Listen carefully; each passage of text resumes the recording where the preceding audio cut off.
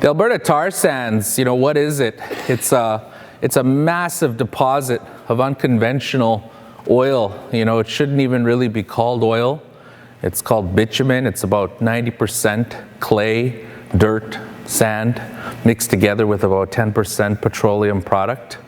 And it's located in 3 different regions in Alberta, with the biggest region represented up in the right-hand side there, known as the Athabasca region. But there are other regions as well, like the Cold Lake region and the Peace River region. And these regions where this tar sands is deposited are the home to Cree, Dene, and Métis people that have used that land for time immemorial, to subsist, to share those, precious resources of water and food and medicines and everything that the boreal forest in that region has provided, with everything else in that great circle of life.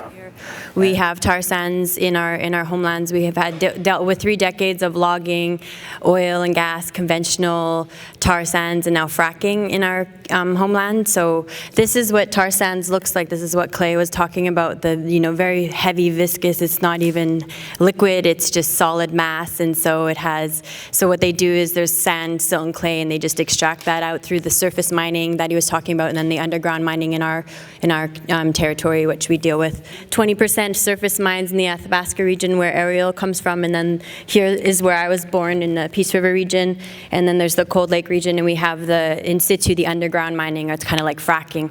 SAGD, or the steam-assisted gravity drainage, which is basically they superheat steam to 240 to 350 degrees Celsius with all the chemicals, and they push it down into one of the areas, hundreds of meters down. They melt the bitumen and the tar sands level, and then they suck it back up. So that uses 4 times as much natural gas than the surface mining does, which means there's more carbon emissions or more climate change produced with it. Iklanete, my name is Iethinisténha Ohónsta, and I'm a Dene Sutlane woman from the Athabasca Chippewa First Nation. My name, Iethinisténha, is my birth name, given to me by my parents. It's Dene, and Iethinisténha means Thunder Woman. And my mom always makes jokes that she named me properly because I'm really loud. So I just want to start off today by letting you guys know who the Athabasca Chippewa First Nation are. So I really like this quote from one of our former chiefs, Chief Archie Cyprian, who said that the land is the essence of the Athabasca Chippewa First Nations culture, values, and spirituality. And I think that that's a really strong quote because we refer to ourselves as the Kaital Dene Sutlane, and it's the people of the willow. And the willow, and what we're referencing, is the Athabasca Delta itself. And we are the Delta. We are the people of the willow. That's where we come from. That's where we've been and where we've come from since time immemorial. And it's very hard to differentiate ourselves from the land. This pipeline that the TransCanada wants to build only is a proposal right now because these companies are so desperate. They're so absolutely desperate to get their oil to international markets, to get their oil to China, to India, to other big, countries that want to import this oil, that they're willing to do the most ludicrous things in the world to get that oil to market.